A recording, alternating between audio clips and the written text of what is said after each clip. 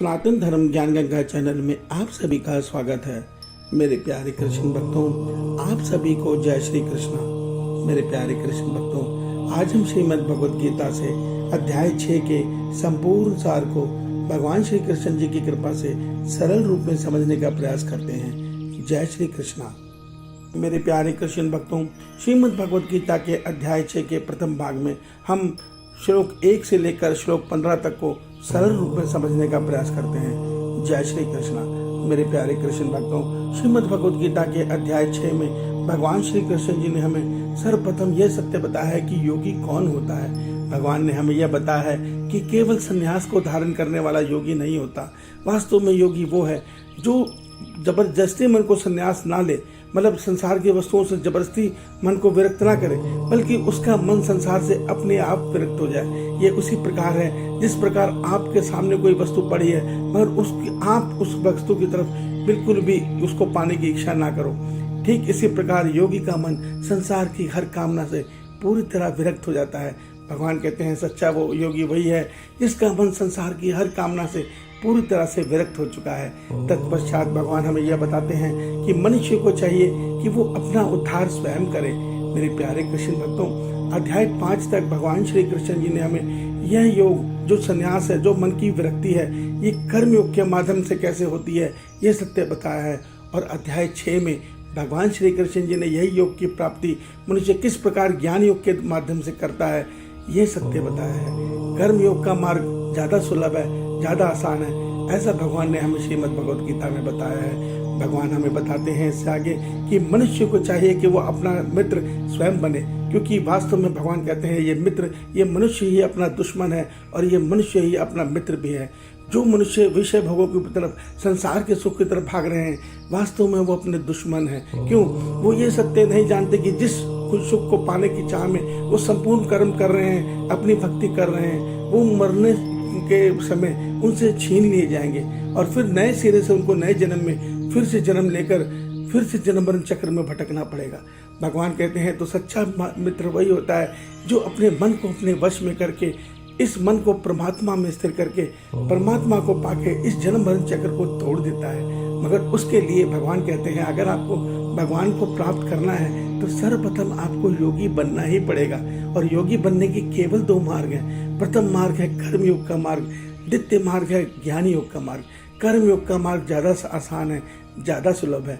भगवान कहते हैं अध्याय 6 में भगवान हमें ज्ञान योग के मार्ग से योगी बनने का मार्ग बता रहे हैं। भगवान कहते हैं योगी को चाहिए कि वो एकांत काल में बैठे, ब्रह्मचर्य का पालन करे। ब्रह्मचर्य का पालन का अर्थ ये नहीं होता कि आप शादी ना करें, आप गृहस्थ जीवन से मुक्ति ले लें, नहीं। भगवान कहते हैं गृहस्थ जीवन में जीवन को जिए, मगर जीवन भर एक स्त्री या एक पुरुष के नियम पर जीवन को जिए। अर्थात जब आप एक स्त्री में अपना मन विरक्त लगाकर जीवन जिएंगे तो आप ब्रह्मचारी ही कहलाएंगे। जब आपका मन संसार के किसी और महिला या किसी और पुरुष की तरफ आकर्षित बिल्कुल नहीं होगा तो वास्तव में आप ब्रह्मचर्य का पालन ही कर रहे हैं। भगवान कहते हैं योग की प्राप्ति के लिए ऐसा व्रत जरूरी है।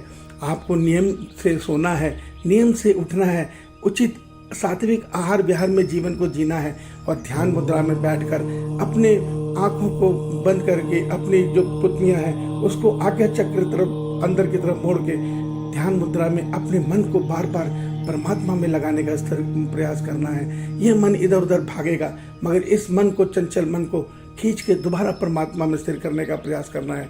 अब आप आज संसार में मनुष्यों ने अनेकों परमात्मा की रचना कर डाली है। कोई कहता है दुर्गा जी परमात्मा है, कोई कहता है शंकर जी परमात्मा है, मगर भगवान श्री कृष्ण जी ने ये हमारे लिए आसान कर दिया है। भगवान ने हमें यह सत्य बता दिया है कि अंतर्यामी परमात्मा सबके हृदय में वास करते हैं। अर्थात जो वास्तविक ईश्वर हैं वो सबके हृदय में अंतर्यामी रूप से वास करते हैं। और भगवान कहते हैं वो परमात्मा मैं ही हूँ। चाहे आप शंकर जी का ध्यान करें, चाहे आप माता रानी का ध्यान करें, पर उनसे एक ही विनती करें कि हे प्रभु मेरे को अपने श्री चरणों में स्थान दो।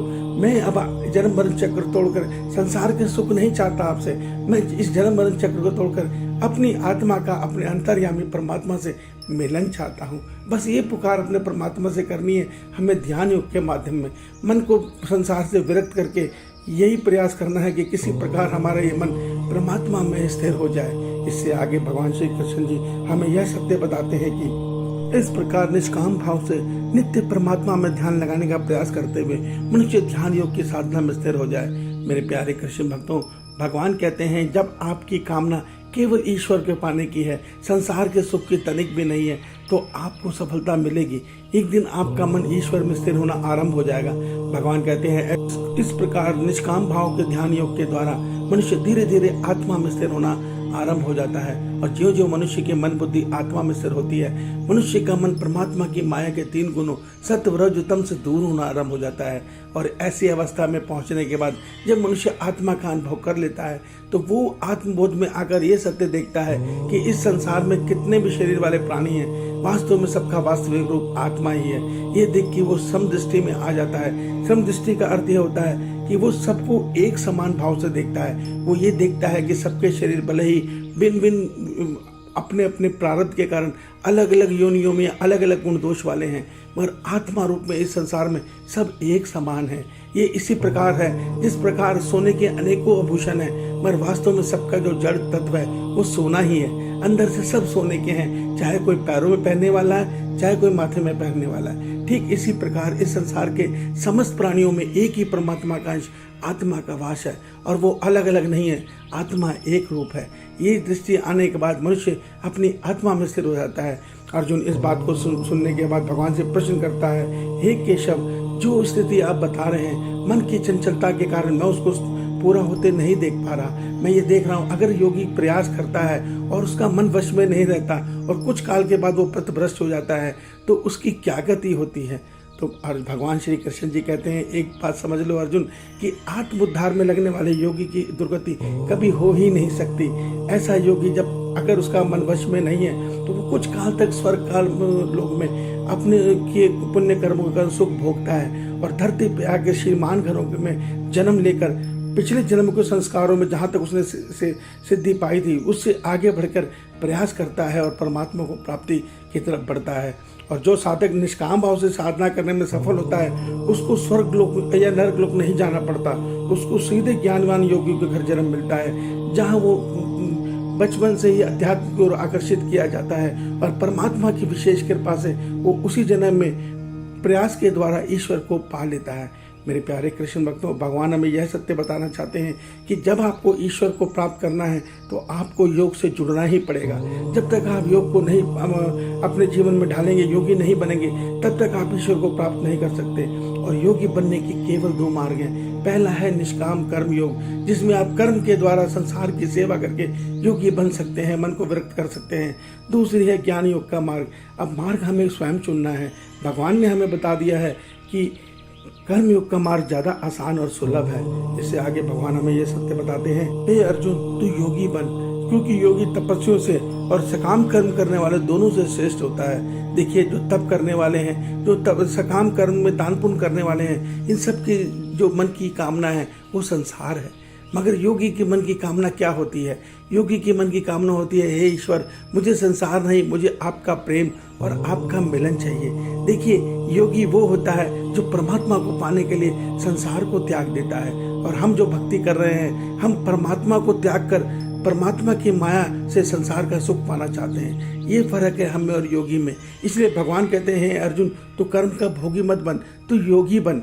और योगी में भी जो श्रद्धावान योगी हैं, वो मुझे अत्यंत प्रिय हैं, क्योंकि वो रात दिन केवल मेरे बारे में सोचते हैं, मेरा सुमरन करते हैं, केवल मुझे पाने का प्रयास करते हैं। देखिए, जब योगी के मन में श्रद्धा आ जाती है ईश्वर की कृपा से, तो योगी मीरा माँ की तरह, सूरदास जी की तरह ईश्वर के सगुण स्वरूप का दीवाना हो जाता है। फिर उसको परमात्मा प्राप्ति में तनिक भी देर नहीं लगती।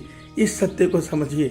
ये है अध्याय 6 का संपूर्ण सार। अब इससे आगे अध्याय 7 में भगवान अपने परमात्मा के नियमों को, घोर विज्ञान को, जो उनका महान विज्ञान है, वो बताने जा रहे हैं। इस श्रीमद् भगवद गीता को ध्यान से सुनिए, मनन कीजिए, क्योंकि इसी में हमारा कल्याण छिपा है। जो हम संसार के सुखों के पीछे भाग रहे हैं, इससे हमें कुछ हासिल नहीं होने वाला। मरने के समय हम पछताएंगे, क्योंकि सब यही छूटने वाला है। इस सत्य को समझिए। मैं हाथ जोड़ता हूँ, श्रीमद् भगवद गीता में भगवान की शरण में आइए, ईश्वर से उनका प्रेम मांगिए और उनका प्यार मांगिए। विश्वास मानिए, संसार के सब सुखों से ज्यादा करोड़ों गुना आनंद ईश्वर आपको दे देंगे। मैं अनुभव से बता रहा हूँ। ईश्वर आप सबका कल्याण करें। आपका दिन शुभ हो। जय श्री कृष्णा, जय श्री कृष्णा।